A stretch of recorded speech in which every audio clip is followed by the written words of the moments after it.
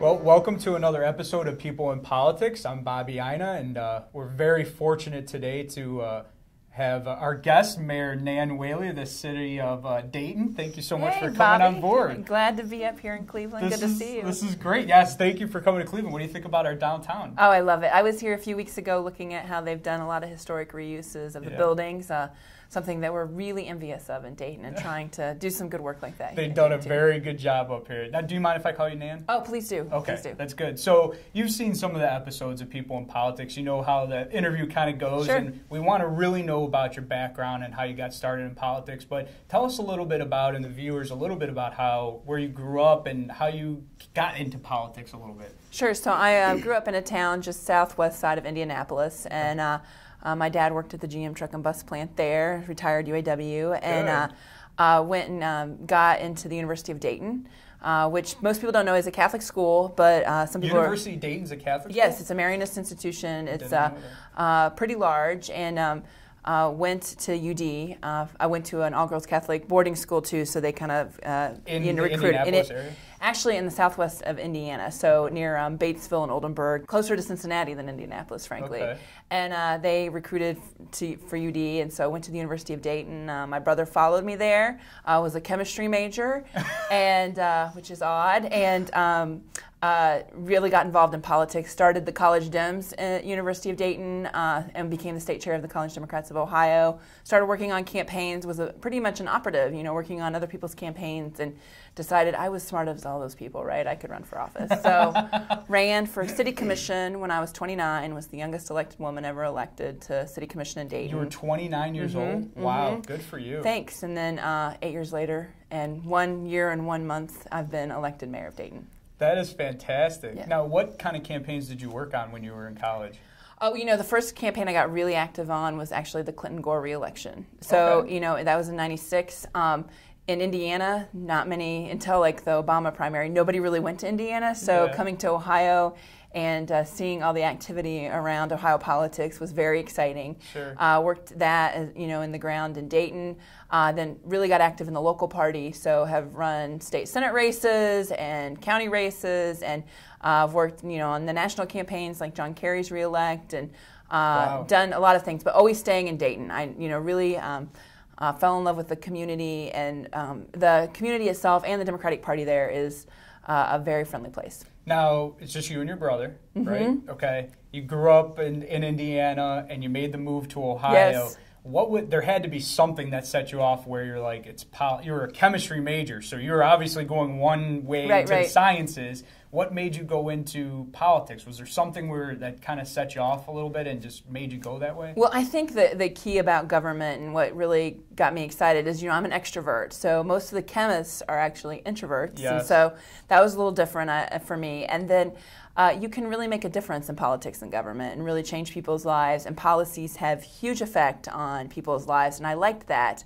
And, really trying to work, to protect the middle class and help working families was something that really, I saw how policies affected my family, and so I wanted to do good work that way. That's great. Now, I don't want this to come off the wrong way, but there really aren't that many women involved in politics, elected officials all across the country. But this last election, a week ago, there's now more women in Congress than ever before. Right. Whether you're a Democrat or Republican, it's got to be something to be proud of, to seeing more women involved in politics. Absolutely. It's something we're always striving for, right? I think men and women think differently, and so getting different people of different views at the table is important. And we're glad to see the number of women congresswomen going up. We noticed that in legislative roles that people are more comfortable electing women, but in executive roles there's still pretty low number. I think there's, of the top 200 cities in America, only 29 of us are women. So really? Yeah, so it's very small. Of the big 8 cities in Ohio, I'm the only female mayor. So, I really want more women to run, get involved, get engaged, because I think we can, we have an important voice at the table and in our community. No, I agree. I mean, it's, men have some perspectives, women have some perspectives, but all together, creating that all those ideas and meshing them together, I mean, you're only going to come up with better ideas. Right. And I think that's very, very important. So to the women out there watching the show, get in touch with the mayor, and she'll tell you how to get involved in politics, because it is very, very important for people to get in touch with politics. Exactly. And in business too, we see this. Not a lot of women at the very top of organizations, and so we want to encourage that.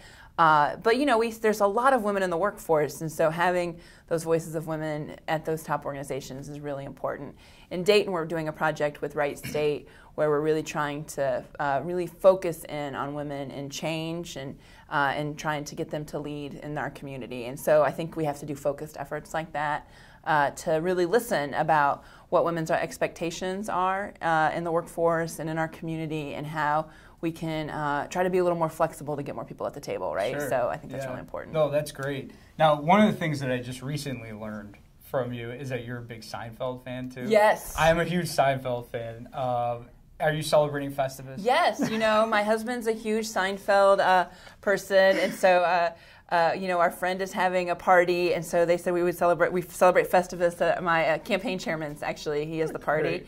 And so I, of course, emailed back and said, I'm looking forward to the airing of grievances because I got a lot of problems with you people. So, that's great. I never look forward to the feats of strength. I'm terrible I'm with a little that. guy, so I don't look forward to that. But the airing of grievances, I have a big mouth, so I'm good with that one too. That's my favorite part of Festivus. So we'll celebrate it together and have a great time. That's good. Yeah, huge Seinfeld fan, so I was very happy to know that. Now, how long have you been married? I've been married 7 years. I met my husband on a campaign, a congressional race in 2002. Now, he's not an elected official. No. He's a quieter kind of guy, but just a great partner in this effort. Just to let you know, like the day after the election, my husband sits me down at the dining room table, and we have to go precinct by precinct on where he thought I could do a little better. So that's great. Very competitive, but a great partner in this work. And that's great. Once people get to know Sam, they always ask about him because he's pretty special. His dad actually is on radio in Dayton, and so really? He's used to people talking about him all the time, so I think that makes it handy that he's my husband and as I'm mayor. And he's actually the first, because I'm the second woman mayor in Dayton, but he's the first husband of a mayor. So, nice. So yeah, I said, you're really breaking the glass ceiling.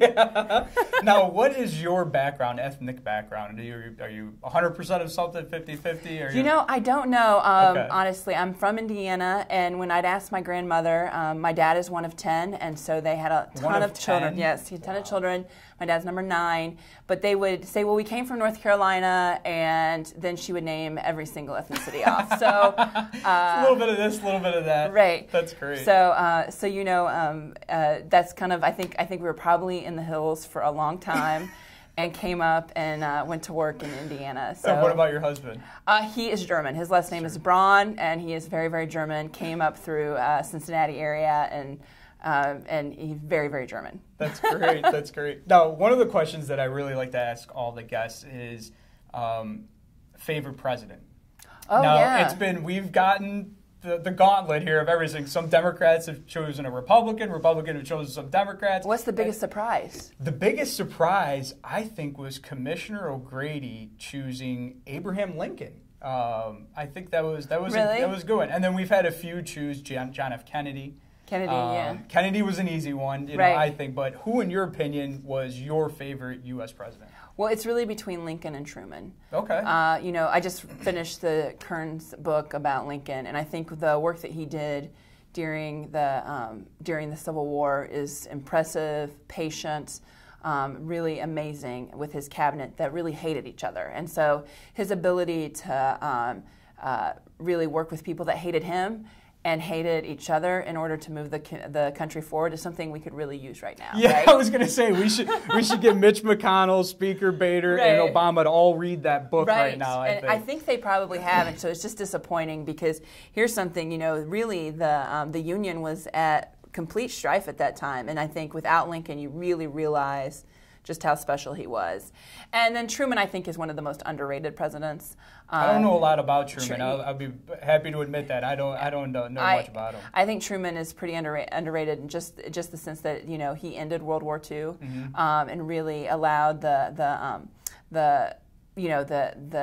the great work of getting ready to do what they did in the 60s. And so Sure. Truman is completely underrated in my mind, and just he was a really good leader, and had to follow someone so enormous like FDR that got all this attention. And Truman Exactly. finished pieces, you know, the desegregation of the armed forces, Truman did, Okay. you know, made a very tough decision with Japan on the bomb. I think that, you know, people still have big discussions about Sure. that. I am in the camp of that if he didn't do that, we would, you know, that war would go on for years, and that's a Sure. really tough decision that was made. And you know, he was trying to get health care through back then. I did not know Yeah, that. See, we so- all know the general of Truman, which is, you know, the bomb and ending Yes. of the war. But you're right. I mean, he came after FDR, and everybody knew FDR and what Right. he was about. Right? Could you imagine being the president and everybody still having a picture of the other president, like in their bedroom and in their living room? Yeah. I mean, because you know, FDR pictures were in people's living rooms until the 80s and 90s, right? Sure, yeah. And so I think Truman had a great sensibility about him and is really underrated. No, that's great. Yeah. That's great. There's a brand new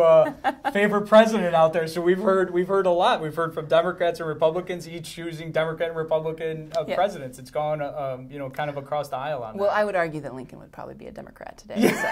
And you know what? Commissioner O'Grady said the exact same thing. I'm sure there might be some Republicans out there who feel different on that. We could have that debate. That would be a good debate to have. You know what? We'll create a series on a separate side and just do debates on which presidents would be which party you know, if they were alive today. I think that would be interesting. It's a great conversation. You're right. I'll be. Maybe we should start that. I think we should get some viewership on that one as well. Well, this is great. I'm so happy that you were able to come on board today, and I think a lot of people learned a lot about the mayor of Dayton. Thank you, Bobby. And I think that we're going to be seeing you around for a very long time. I hope so. Yeah, I don't think you're going anywhere. So thank you so much for coming on board. Pleasure. And thank you guys for viewing another episode of People in Politics here on the Metropolis Channel. We look forward to seeing you again very soon. Thanks, guys.